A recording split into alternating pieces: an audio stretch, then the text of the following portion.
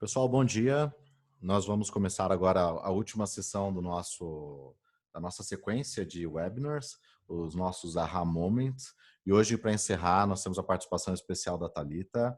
A Thalita já é uma grande amiga minha que conheci lá na XP e aí depois no iFood, e aí já palestrou nos nossos eventos. Então, Thalita, seja muito bem-vinda e a palavra é toda sua. Fica à vontade.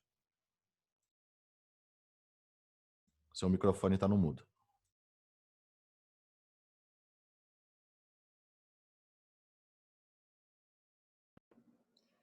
Bom dia, pessoal. Obrigada pelo convite. Mais uma vez, uma alegria estar com vocês. Thiago, velho conhecido, um super querido comigo, já fazem 2 anos, acho, mais ou menos, aí que ele foi um candidato no passado, que achou legal o jeito que a pessoa do RH conversava e foi me convidando para estar mais aí com vocês.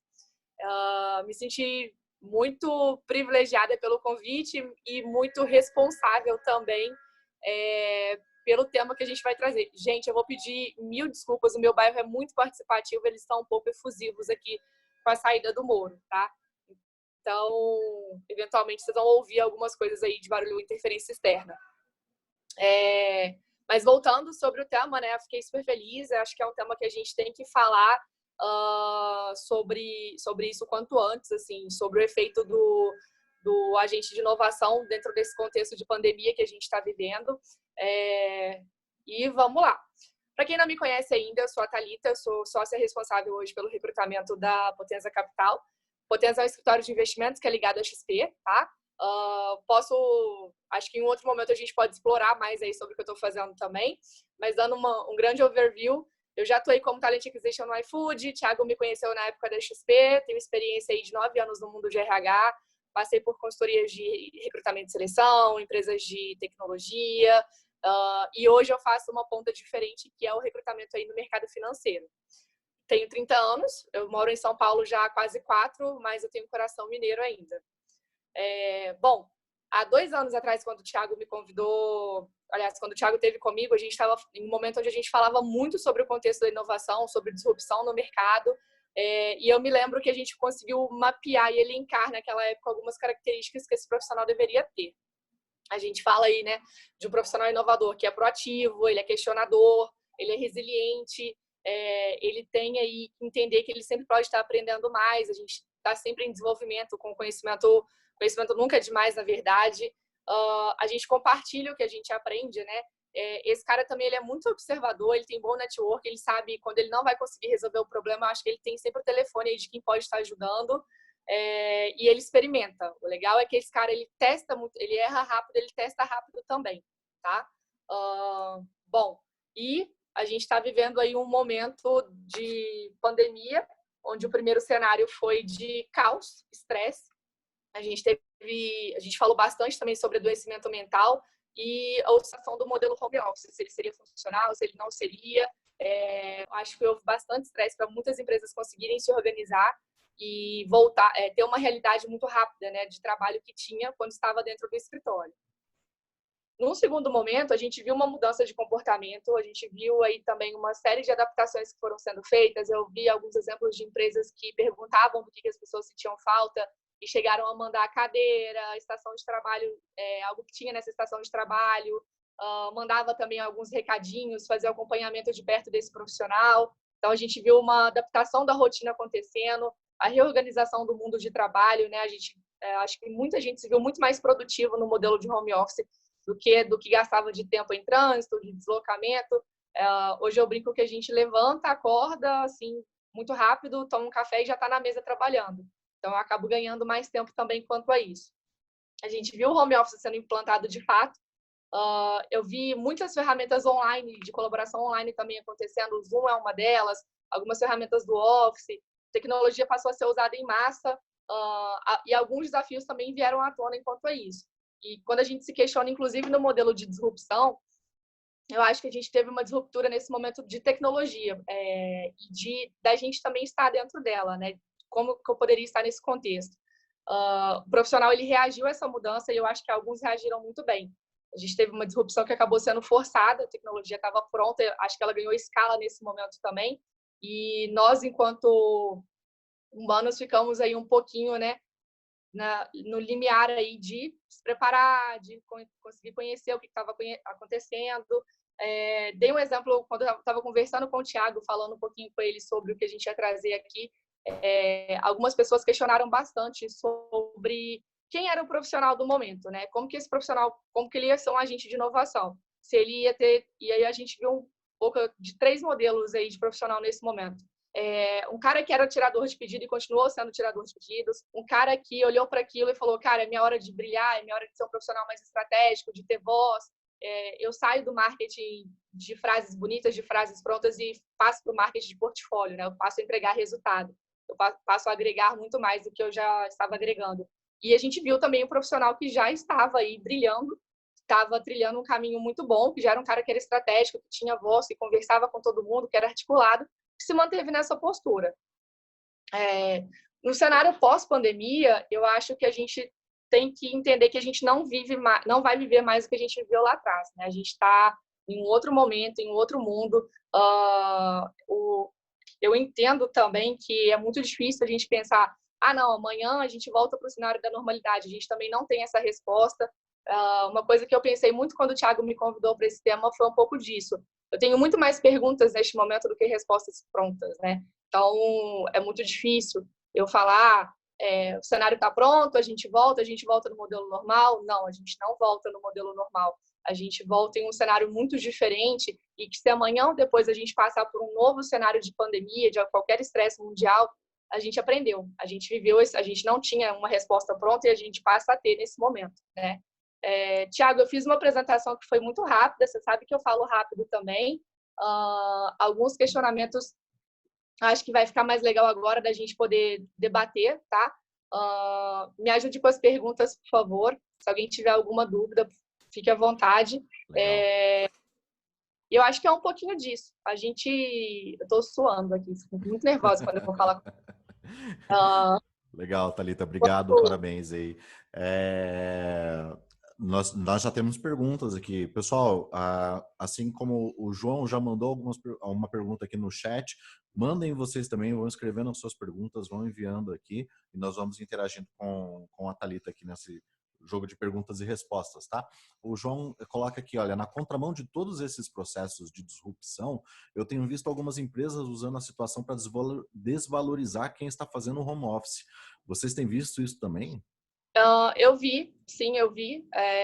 Eu acho que é algo que, quando a gente não tem muito argumento, né? Quando a gente para aí para pensar o que essas pessoas estão fazendo, eu vi algumas coisas que eu achei muito interessante, de o líder perder o olhar, né? Quando você vai para o escritório, o seu líder está sentado na tua frente, ele tecnicamente está vendo o que você está fazendo, e quando você está longe, você passa a não ser visto. Então, é por isso que eu falei um pouquinho. Essa é a hora do profissional de serviço. Ele não pode ser mais um tirador de pedidos, senão realmente a cadeira dele passa a ficar desnecessária para aquele contexto. Legal. Você falou sobre o profissional inovador, né? Que ele tem essa questão de experimentar, mas ele acaba errando e aí corrige rápido. Mas a gente também tem visto ao longo dos anos, né, Thalita, que as empresas elas não dão muito espaço para essa experimentação. Uma vez que se você erra, e dependendo de como você erra, é o seu pescoço que custa aquela experimentação. Como lidar com essa situação, na sua opinião? Tiago, essa é uma pergunta que, aliás, essa é uma situação que eu já passei no passado, tá? E eu gosto muito do líder que ele é ativo, que é um cara que te inspira, porque eu acho que ele é um cara diferente de um chefe. Quando a gente tem um líder inspirador, e eu posso dizer que eu vivo exatamente esse contexto hoje, e eu sei que talvez seja um privilégio, não é todo mundo que consegue passar por isso, fica muito delicado, tá? Eu acho que a gente está vivendo um cenário que a gente vai ter que esperar, algumas pessoas eu acho que vão ter que esperar para voltar a entender o que vai estar esperando, qual que vai ser a dinâmica da própria empresa para poder responder por isso. Legal, legal. E você comentou, inclusive, sobre a adaptação da rotina, né? A reorganização do trabalho. Por exemplo, para que o profissional consiga ser este inovador, como deveria funcionar a rotina dele? Nós vemos alguns livros quando a gente olha para a autoajuda, né? E aqueles livros de desenvolvimento profissional, você tem que acordar às 5 horas da manhã e aí você tem que correr 6 quilômetros e aí voltar para casa. Funciona nessa linha? Isso é verdade? Ou a gente tem uma outra maneira, talvez menos dolorida, de conseguir inovação? Eu não sou uma pessoa que acorda às 5 da manhã para correr.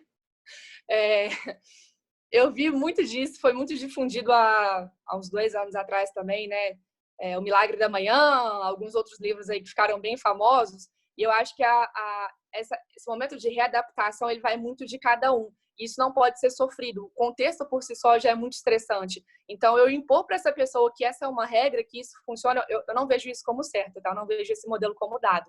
A minha rotina mesmo, ela não funciona muito assim. Sou uma pessoa que acorda ali 7, 7h30, tomo meu café e começo a trabalhar. Cara, tô super bem assim. Agora, vender para a pessoa que esse é o jeito dele ser criativo, que esse é o jeito que vai funcionar, a gente não pode dar como unanimidade. Legal. Mas como, por exemplo, que práticas você recomendaria que eu pudesse trazer para minha rotina no dia a dia para que, ok, tudo bem, eu não sou esse cara também que acorda às 5 da manhã. Eu, para ser bem honesto, sou horrível com isso.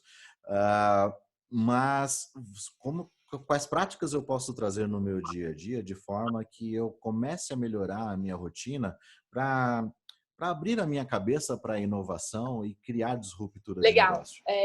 Nesse ponto, tem uma coisa que eu fiz, que na verdade eu acho que eu sempre fiz, mas agora veio mais à tona, é tirar um momento para ler, tentar manter a rotina o mais próximo do que a gente tinha. Eu sei que para muita gente que vai estar me vendo, me ouvindo aqui é diferente, porque tem filho, então você tem que lidar com o contexto da criança, você tem que lidar com o contexto do seu trabalho, mas tentar separar alguns horários para fazer algumas coisas que te façam bem, tá? Seja uma leitura, seja um livro de colorir, seja conversar com alguém que você gosta.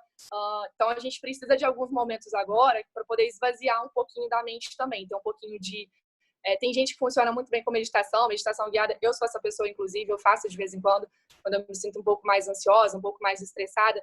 Mas, para este momento, eu vejo como muito legal você tentar manter um pouco do padrão que você tinha lá atrás, de horário de trabalho, de adaptação de algumas questões, de fazer exercício, por exemplo, e também a questão de pensar, né, daqui para frente, o que vai ser, o que vai estar me esperando.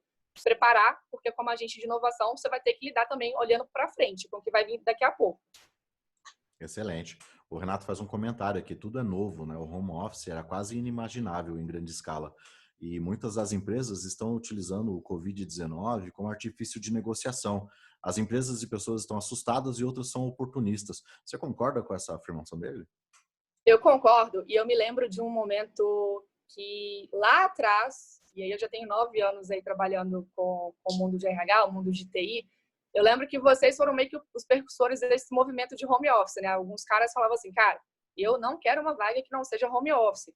E com o boom da tecnologia também, a gente viu alguns países contratando profissionais do Brasil, por exemplo, e falando, esse cara ele vai trabalhar home office e ele vai funcionar muito melhor do que ele funcionava lá no trabalho dele. Tá? A gente viu isso acontecendo também. Em larga escala, eu acho que era realmente inimaginável. Eu não, por mais que eu entenda que o meu trabalho ele pode acontecer de qualquer lugar que eu esteja, pensar que por tanto tempo eu conseguiria manter uma rotina dentro dele em casa, para mim também não passava ainda pela cabeça. Acho que a gente está, tudo é muito novo, por isso que eu acho que é um momento de muita pergunta e pouca resposta. Mas é legal, acho que um momento como esse que a gente está discutindo aqui é muito bacana. A gente vai trazendo à tona algumas coisas que talvez não tenham sido nem questionadas ainda. Legal. Tem uma pergunta da Angélica aqui, olha. Como agente de inovação, quais seriam algumas propostas que podemos levar para a média gerência ou C-level sem compactuar com o que é mais cômodo? Essa é a pergunta 1 dela e ela emenda. Quero dizer... Oi? Não entendi a última parte. Como agente de inovação, quais seriam algumas propostas que podemos levar para a média gerência ou C-level sem compactuar com aquilo que é mais cômodo? Quero dizer, para os apocalípticos, a primeira opção é desligamentos e quebras de contrato. Como é que podemos estimular o criar em vez de destruir? Essa é uma pergunta super interessante, viu? E eu fiquei...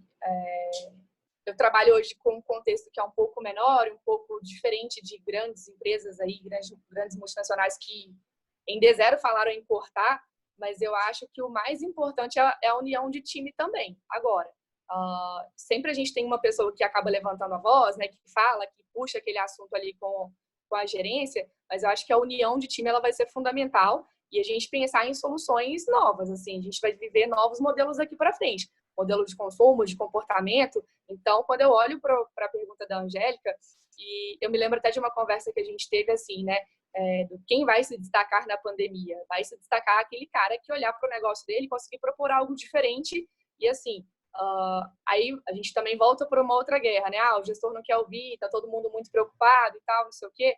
Mas é agregar valor, é trazer ideias que sair do mundo do criativo, né? De uma grande ideia e começar a executá-la e mostrar do pequeno para o grande, ganhar escala dentro dela. Legal. O Petrus faz uma pergunta, né? Primeiro ele coloca com uma afirmação dele. Ele coloca: eu pessoalmente nunca acreditei no trabalho remoto. E agora, no Covid, eu estou vendo que o problema não é o trabalho remoto, mas sim as pessoas. Nem todos estão preparados e nem todos vivem as mesmas situações dentro de casa, horários de trabalho, etc. Como é que nós podemos ajudar essas pessoas a estarem melhor preparadas para trabalhar bem de home office? Essa é uma questão que eu vou puxar para o lado do RH, tá? Eu acho que o RH tem um papel fundamental nessa hora. Ele precisa ser estratégico, ele precisa acompanhar e pensar, inclusive, na sanidade mental dessas pessoas. Assim, todo mundo era muito acostumado a sair cedo, voltar muito tarde e nunca pensou na possibilidade. Então, eu acho que é uma hora que o RH tem que ter um outro papel. A gente sai do papel de uma matrícula, de um número de pessoas dentro dessa empresa e passa a olhar para o Thiago enquanto ser humano, assim, enquanto contexto que ele está vivendo, e a gente vai ter que ter adaptações eventualmente para o contexto dele.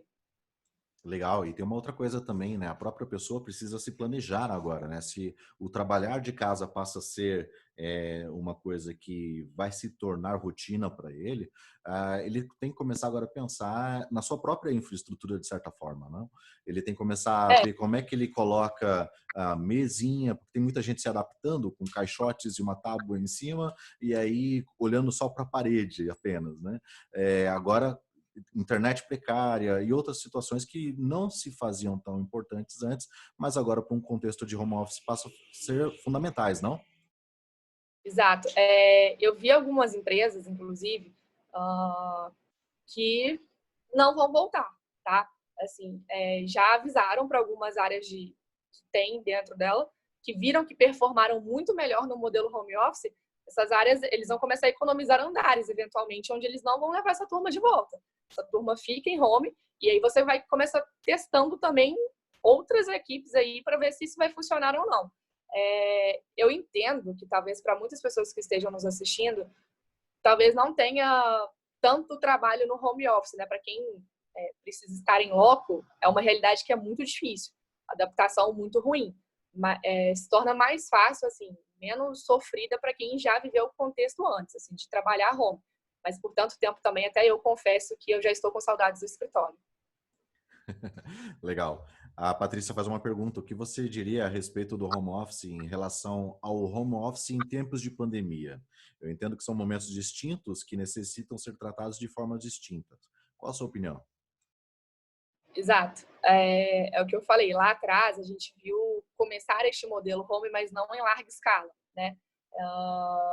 E aí, tanto que quando começou, muitas empresas que eu trabalhei, que as pessoas às vezes pediam para estar home office, as empresas negavam, falavam, não, isso não funciona, eu preciso dessa pessoa performando. E aí eu lido com outro problema. Eu não estou lidando com quem quer estar em home, mas sim com a dificuldade de um gestor, eventualmente, que fala assim, isso para mim não funciona, porque eu preciso ver o trabalho acontecendo. Então, o olhar da liderança ele vai começar a mudar daqui para frente também.